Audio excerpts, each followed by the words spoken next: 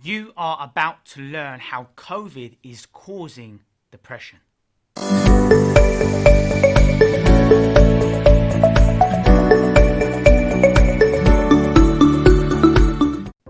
Okay, so before we actually look into how we can surmount and overcome depression, we first need to understand, identify and understand what is inducing depression during these COVID times. So let's dive straight in. So one of the more conspicuous ideas, but I want to shed some more light into how it operates and how it functions is loneliness. Obviously, there are only a certain amount of people we can connect with from other households during these unprecedented times.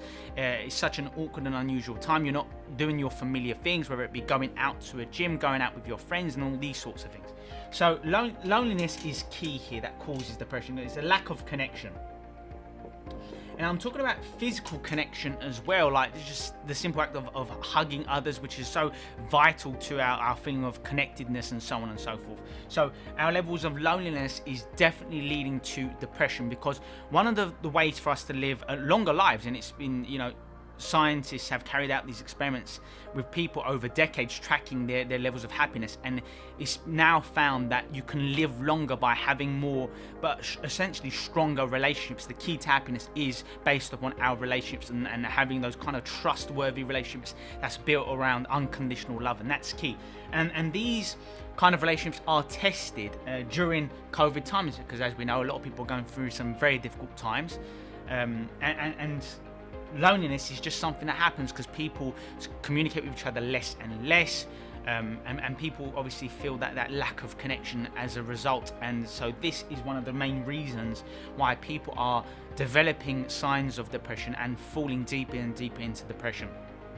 Another thing is a lack of learning. A lack of learning is taking place.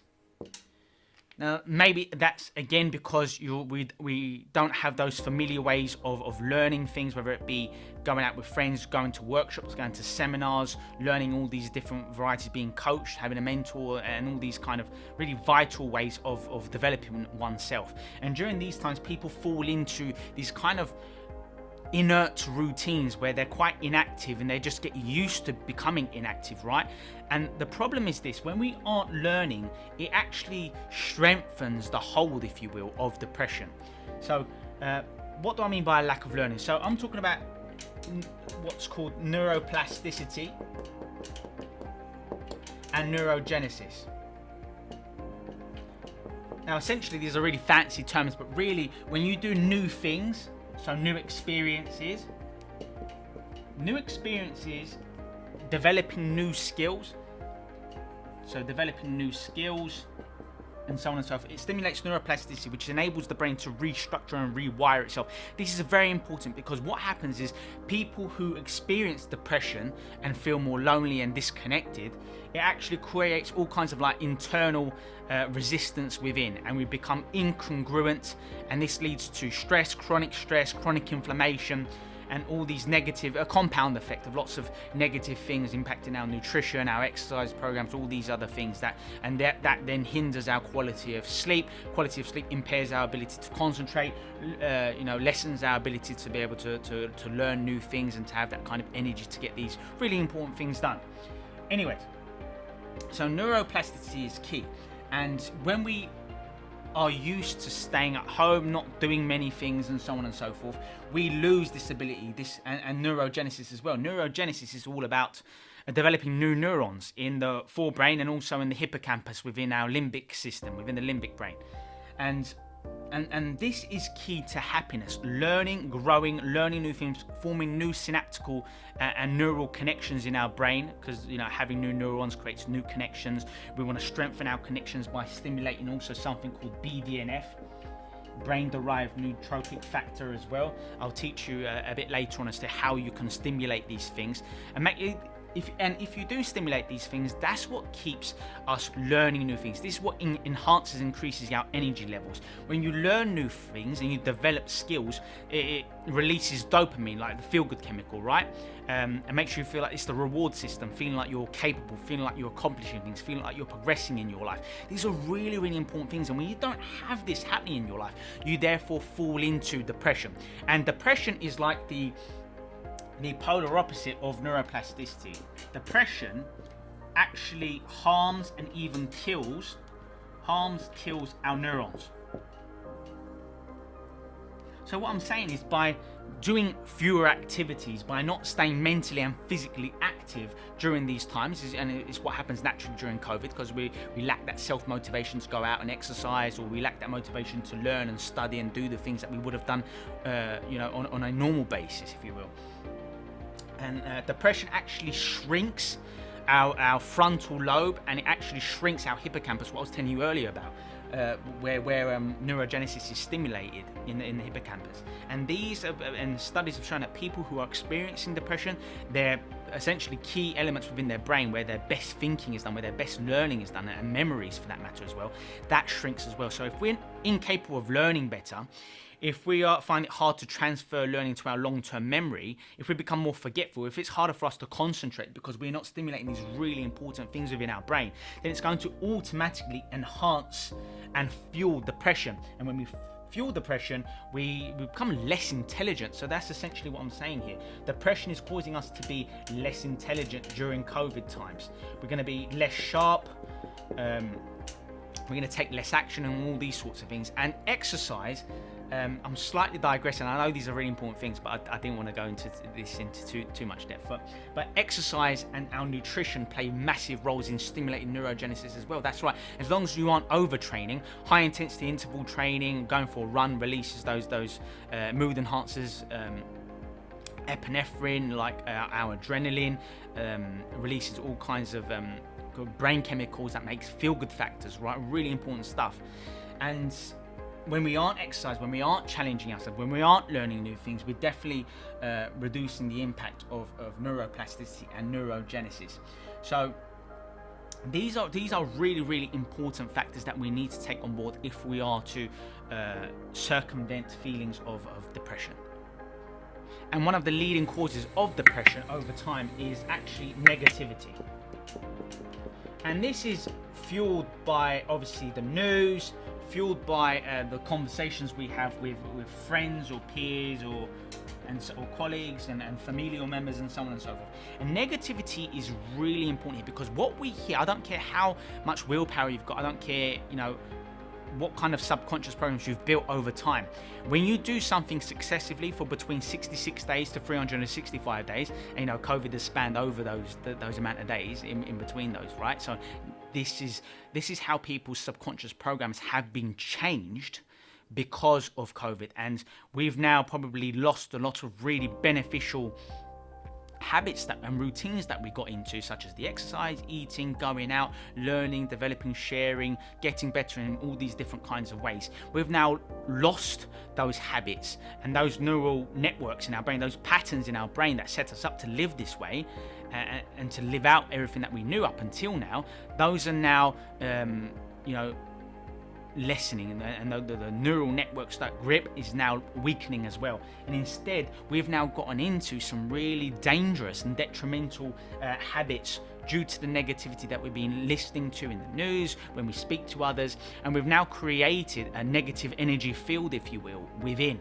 And just like any subconscious programs, when you get into a bad habit, your body, you're representing your unconscious, learns to execute those negative programs involuntarily. Like, you don't have to consciously think about it anymore. You just start to take on like depressing body language, or you just start to think certain thoughts. We all think between 60 to 70,000 thoughts every single day. For most of us, at least 90% of these thoughts tend to be the same as the previous day. Why? Because we're doing the same sort of things every single day. We're seeing the same kind of physical environments in the home, wherever we live. We're not going out as much as we would do normally. Therefore, we're stuck. And your physical environment turns on certain networks within your brain. So if you've associated certain thoughts to being in certain environments, even if it's your home, if you're now used to thinking and feeling negative things in that environment, then it's just going to trigger every single day. And you're going to just like Groundhog Day, you're going to keep repeating that kind of negativity. And this is how people get into a rut and they become stuck. And that now people are now finding themselves living out some really negative subconscious programs because of what we are experiencing on a daily basis. And because of these worsening levels of negativity and the bad habits that we've now gotten into because of the restrictions and our levels of loneliness and all these sorts of things that I've already spoken about, is now people are looking to change their state. And what's the quickest way in which people can change their state? Stimulants, external stimulants. So people, and this is a leading factor inducing deeper and deeper levels of depression and sadness and or mental illness. Stimulants, obviously I'm referring to things like alcohol, both licit and illicit drugs for that matter, and obviously like a sugary diet. So these are some very quick and effective ways to change your state. It's not obviously not good habits to get into. Moderate amounts of drinking and so on and so forth can actually be beneficial. I just dropped my pen. But obviously excessive amounts of these can really worsen things like neurogenesis, neuroplasticity, and essentially we are digging ourselves deeper and deeper into the quicksand of depression, if you will. So people are feeling negative, they want to change their state, they're obviously struggling monetarily, financially as well during these difficult times, and as a result people want to change their state, understandably. However, people are sometimes looking for the most convenient ways to change your state, and obviously reading and exercising takes a lot of energy and it takes a lot of wherewithal and self-discipline, and you know, during these difficult times it's hard for people to get into these good habits. So instead they fall into easy ways of changing their states and changing the chemicals within their brain and changing the monotony of being bored, which is what people are experiencing more and more during these COVID times, seeing the same environments, doing the same sort of things, thinking about negative things, speaking to people about predominantly negative things, and it's creating this cascade of pain, if you will, causing people to get more and more involved into bad addictions, bad obsessions. And when you get into bad addictions and bad obsessions such as this, it obviously therefore negatively impacts your sleeping patterns. And this could be the most dangerous consequence out of all of these things, because people are either sleeping more than they would do normally, which has its own deficits as well, or they're actually sleeping less than they would do normally. So, you know, in terms of sleep, best quality of sleep, you want to sleep between 7 to 8 or 8.5 hours every single day. Ideally uninterrupted, because sleep is incredibly profound in protecting our immune system, removing plaque from within our brain, helping to transfer short-term knowledge to our long-term memory, so improving our levels of concentration, ability to learn new things, memorize things more easily. And you know, people who are clinically depressed actually struggle with their ability to concentrate. They become more forgetful, mostly because of all of these negative things start to build negative momentum and start to really negatively affect how their brain works. And when you aren't sleeping well, and when you are, you know, intoxicating your body with oxidative stress, because that's what happens when you eat a highly sugary diet, induce yourself in drugs and alcohol, it actually negatively affects your neurotransmitters. So neurotransmitters, I don't want to go into too much detail, but neurotransmitters like inhibitors such as GABA or serotonin and so on and so forth, these get imbalanced and thrown out of whack. So it's harder for you to get ready to sleep, it's harder for you to just really relax and get into more peaceful states, because your neurotransmitters are out of whack essentially. And same thing for like excitatory neurotransmitters and hormones such as I mentioned before, dopamine or norepinephrine or noradrenaline and so on and so forth. So you don't have this ability, and what happens is when you get thrown out of whack, when these neurotransmitters and hormones are imbalanced because of stress, because of poor sleep, because you aren't functioning optimally, what happens is it creates all kinds of sleep disorders, immune problems, digestive problems, it worsens all these issues. It creates disorders, impulsiveness, negative thinking, and all these sorts of things. You can see how it ties in with what I was saying earlier about negativity. So all of these negative traits that COVID has kind of enhanced, if you will, is causing our downfall even more. So now the negative side of things are out of control. Let's now talk about the positive ways in which we can change our situation that we found ourselves in. Okay, so now let's talk about some of the practical things that we can do to essentially stop that negative cycle that I was just teaching you. So in order to feel better, in order to alleviate the symptoms of depression and sadness, in order to become more hopeful and more optimistic and more energized and so on and so forth, these are just some of the principles that we might want to apply into our daily lives. So it's, you know, sometimes people get so bogged down on focusing on nouns like I'm depressed or I'm hopeless or I'm sad and so on and so forth.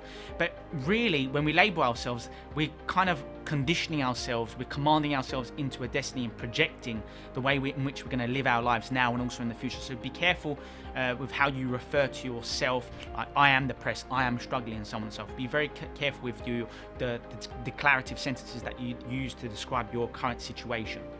Anyway, that's some stuff about internal dialogue. Let me give you some things that I want you to really focus on. The importance of nature. So, whether it be going for walks in the park, going by the sea, and so on and so forth. These are really important because it changes your brain frequency. When you are amongst nature, you drop from being in high beta brainwave state, which is thinking 60 thoughts or more every single minute, being hyper vigilant, hyper stressed out. It's not good. If you live in that kind of state for prolonged periods of times consistently, that's what creates all kinds of diseases and mental illnesses and all kinds of ailments. So bear that in mind. But when you are amongst nature, just the physical environment, the rich material, the things that you see, the rich scenery, if you will, of nature itself, ponds, rivers, animals, trees, grass, large open spaces, sunshine, and all these sorts of things, right? It changes our brain frequency. It allows us to drop from being a high beta, all those thoughts per minute, and it drops us into alpha, which is the state for creativity, relaxed awareness, where we're able to learn more, become more creative, feel more connected to the world, and so on and so forth. Obviously, therefore, allowing us to be more grateful, more present in the moment, which is key here. So it changes your brain frequencies. So I suggest going for walks, going to the park, experiencing different visual sceneries. It's very important, and being in areas where places are brightly lit as well. Experiencing a great deal of light, which is really important for us feeling more positive and so on and so forth. So bear that in mind as well. So be more amongst nature. Now, to be fair, nature also stimulates BDNF. I spoke about that previously, brain-derived nootropic factor. It stimulates neurogenesis. It helps to provide more clarity in terms of your thoughts, so you have more positive thoughts. It enables you to create more and newer connections amongst your existing neurons so that you can think new thoughts. So you stop being bogged down by negative thoughts. It enables you to think new thoughts, create new questions, and therefore where there's a new question, there's a new answer, and that gives you creates more elevated emotions within you, and therefore you take more action and do more behaviors and become more active. So it's these things are very much linked. So you can stimulate BDNF by, like I said earlier, very rich scenery, like I already outlined. BDNF can be supported through cold and or hot showers, especially cold showers. It makes you feel more refreshed. It wakes you up. I know it's not an easy experience, but if you can get through it, if you can engulf yourself in cold water or a cold bath or a cold shower, it really does do wonders for your emotions, for your energy levels. It makes you feel more refreshed, more awake, more vital, more vigilant, more focused, and it will enable you to stimulate BDNF, which is exactly what we're after. All kinds of supplements can support BDNF, and I'll speak about that in a moment too. BDNF, living a ketogenic lifestyle. So a ketogenic lifestyle can help.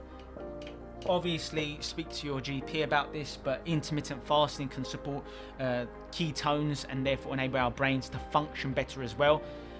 So ketones, essentially a high healthy fat diet, essentially very low in carbs and moderate amounts of protein is essentially the principles of living a ketogenic lifestyle. Anyway, something for you to look into. Speak to your doctor about if you're looking to make those kind of dietary changes as well.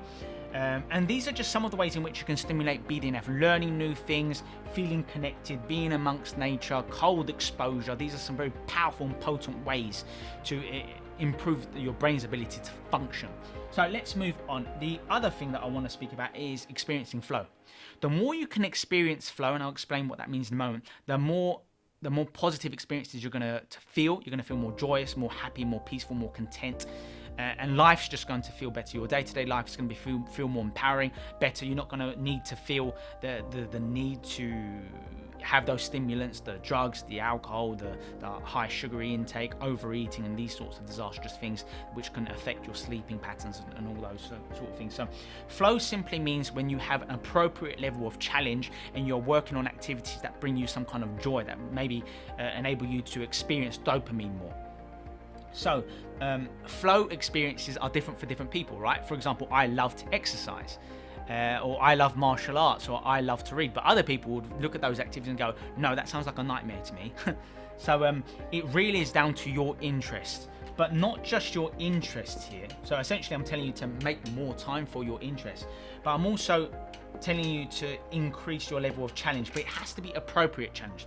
So if it means playing sports, going playing tennis, golf, or what have you, if you experience flow by learning new things, by, you know, choreography, dance routines, or whatever it is, I'm just giving you some examples, right? Drawing, like art, whatever it is that enables you to experience flow, when you get in the zone where there are no thoughts. Like when you get deep into flow, there's no thinking. A lot of masters in certain situations, in topics that they've mastered, they find it hard to articulate how they are performing at that very high level. It's because they are in flow. They have a certain appropriate level of challenge in the activity, and it enables them to be absolutely, completely focused.